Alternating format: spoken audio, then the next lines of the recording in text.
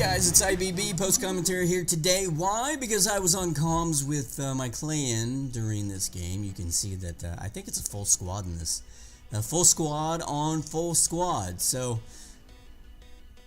I was kind of excited going into this. It always gets your heart pumping a little bit when you drop in here and you see that you're against another full squad. Because these are the games that you love winning and you absolutely hate losing. Because these are the games that define you and your clan as a clan. So here at first it becomes fairly obvious to begin with that they are out here and they're going to chase down beacons. You can see we're down 4 beacons to 1, and I thought we were going to be in a bit of trouble here if we didn't get this thing under control. But then I was able to get a hold of this guy, get my teeth into him, and he went down pretty easy. And it didn't really, I didn't really think much about it because it was a Gareth, and those guys, they don't have a lot of HP anyway. They go down pretty quick. So, I wasn't thinking anything other than it was just a Gareth right there. So here's a Carnage, obviously not looking at me. And I was able to take his shield down. Now, the Carnage's shield does go down fairly easy with a couple of Orkans. However, if you have a maxed out ancilot shield on top of a Lancelot, that can be a bit more trouble. In fact, oftentimes I'll just hold my fire until somebody else will come in there and lend their firepower to take down that shield as well.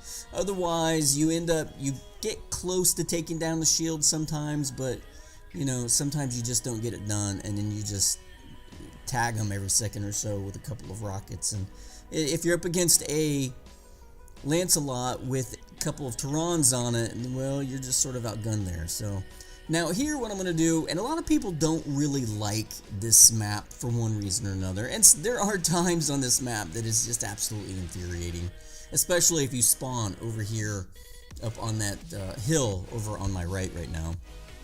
That's got to be the worst spawn point on any map. Right there. But I actually like it. I like being over here on this side of the map. I don't like that choke point over there, because there's just lots and lots of places that you can work with. And what you want to do is you want to keep your engagements one-on-one. And so that's what you're going to see me do here, is I'm just going to do my best to keep them one-on-one. There they kind of tag team me a little bit, but he's still doable. His 2 Orkans all by himself really can't handle my ancilot here.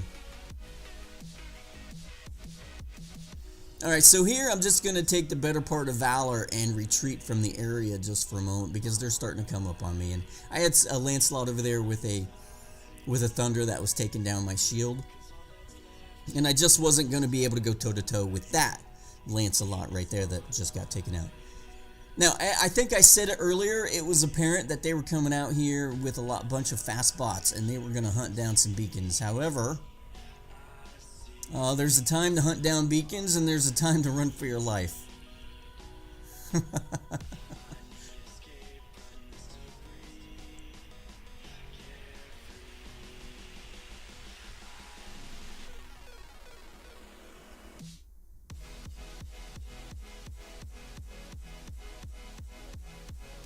Alright, so after dealing with him, and you can see these guys are somewhat stubborn, they're going to come right back at me, which is not anything out of the ordinary. Normally players do that anyway. You take them out, and then oftentimes you will see that same player come right back at you. You can pretty much bank on it half the time, simply because they want that revenge kill. And I like to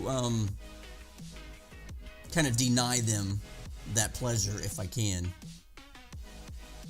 And you can see here, I'm doing pretty doggone good in his ancilot. I'm using cover, I'm keeping my engagements one-on-one. And if an engagement does not benefit me, if it does not favor me, then I don't want to take that engagement on, especially when we have this game under control. Now, things take on a different feel when you're getting your butt kicked. If you're up on the beacon bar, you can play it like this, but if you're behind and you've got to be a little bit more aggressive, that aggression kind of puts you on your heels a little bit. Also, if you'll notice what it is that I'm doing here, I know that my front shield is gone. I believe that Rog earlier took it out. And so you're going to see me just not stick my whole bot out from behind cover here.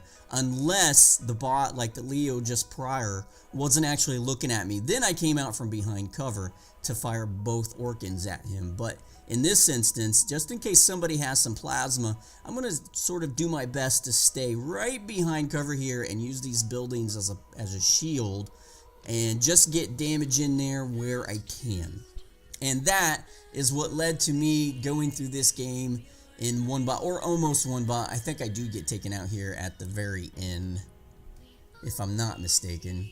And I suppose one could argue you could be a little bit more aggressive in a game like this, and you get a little bit more damage. However, that just isn't how I play this game, because I can't even tell you the number of times that I've been in a situation like this. You think you're going to win, and then it just flips you on your head and you don't win. But I didn't really feel like I needed to go out and get a third beacon, be that aggressive, and go take their home beacon, simply because I really felt like this game was under control. And here you can see I'm not even respawning a second bot, because I just felt like, you know, my gameplay with that one bot spoke for itself.